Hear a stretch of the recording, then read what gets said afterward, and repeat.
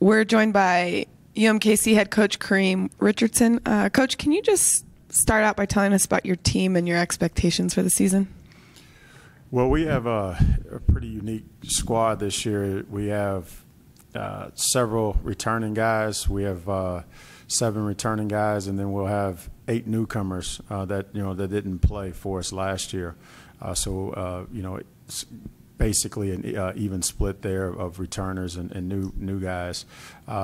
We have those guys that are returning, the 7 returners, all have started games and have played significant minutes for us last year, and so we're really going to be relying on those guys to set the table for us, so to speak, in terms of what it takes at the Division I level to be competitive in games, and they've been doing a good job with that thus far in the preseason with the practices in this summer.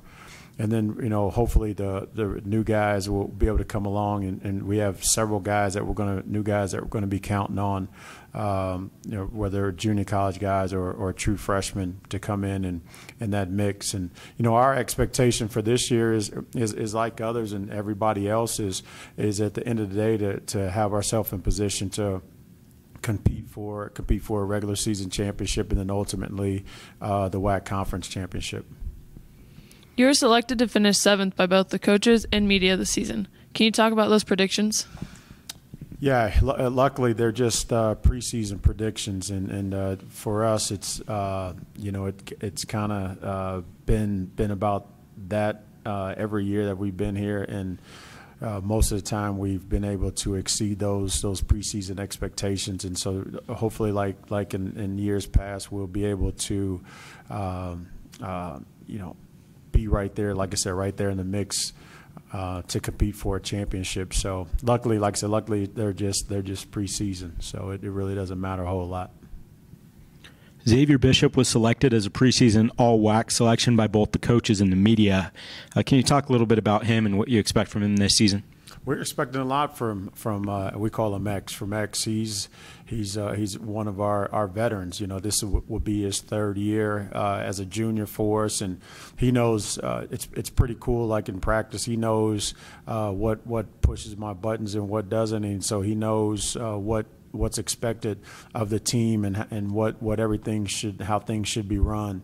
And so at this level and at most levels, but especially at the non-Power 5 level, older teams usually win, and we're starting to get there with sophomores and juniors with one senior, but Xavier, we're really counting on him for a leadership role, and he's been really taking that on. So it's been exciting to see his leadership thus far. Yeah, you also have 3 other starters coming back from last year's team. Can you talk about Jordan, Giles, Olear, Leake, and Brandon Mckissack? Yeah, again, of those guys, Olear, Leake is our lone senior on the squad, and again, along with Xavier and Jordan, Giles, those guys know what's expected, and those guys have logged a lot of minutes for us, and we're excited about their improvement individually and then collectively from this off season from last year to going into this season. But we're going to be relying on all those guys to help us get to where we ultimately like to be. You'll have 7 players who didn't see the court last season. What challenges does this pose for a coach, and how have the newcomers meshed with the returners thus far? Yeah, it's certainly a challenge with any newcomer, just trying to get them molded into what our expectations are and what what it takes to compete at this level. Even though we have some, like I said, some junior college guys, it's totally different when you open up a year at Loyola and what it's going to be like going into an atmosphere like that. And that's where the Jordan, Giles, and the Xavier Bishops have to really step up their leadership role and be able to help those guys be ready to be prepared.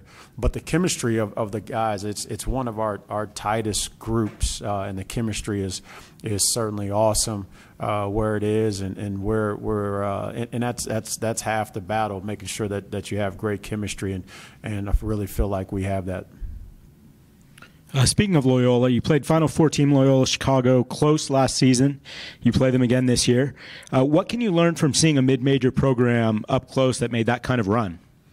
Well, I think it's exciting for all the non-Power 5 schools to see a squad like Loyola do what they did and in the fashion that they did it. You know, they had they played the game, quote unquote, the right way. They played unselfishly. They played you talk about chemistry. You could see the chemistry out there on the floor.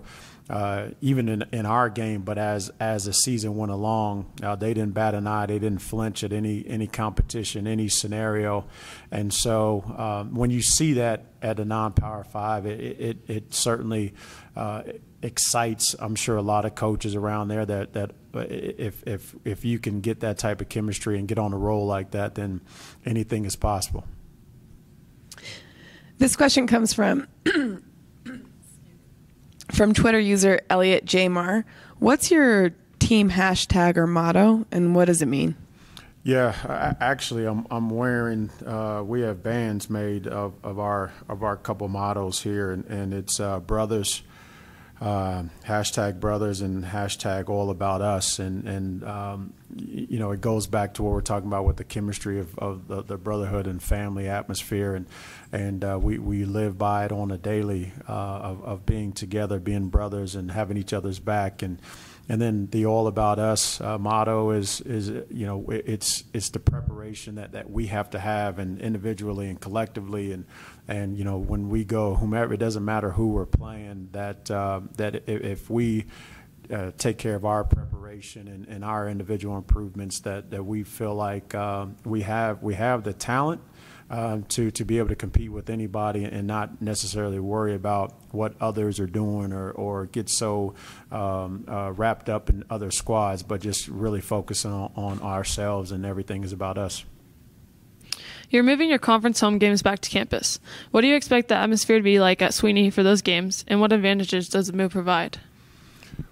Yeah, we're gonna be going back on campus. We have our new chancellor, Dr. Agarwal. It was a vision of his to really get campus engagement going back again, and moving back on campus is a way to do that, to get our student body involved into the games more accessibly. Just basically just walking across campus to Swinney, and what we expect a rowdy atmosphere in there, and making it hopefully it won't be 10,000 seats in there, but hopefully still making it a very tough place to come in and win, and with having our student body out there, and obviously even our other fans coming from Municipal back to Swinney, and making it a tremendous home court for us.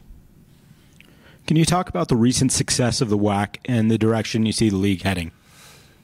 It's been on the rise, and this going into our sixth year in the conference, and starting out our first year, conference RPI was around 29 to 30 out of 32, and now last year finishing, I believe we got as high as at league up to 14 conference RPI, and so.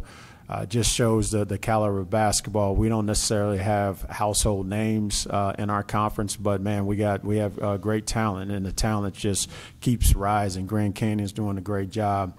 Obviously, New Mexico State does a great job. Utah Valley, Mark Pope's doing a great job there with talent-wise. I feel like we're getting better with our talent. So down the line, everybody, Bakersfield, they're tough and tenacious, and so every squad is getting better talent. But the one thing I say about our league is we have some tremendous coaches in the league.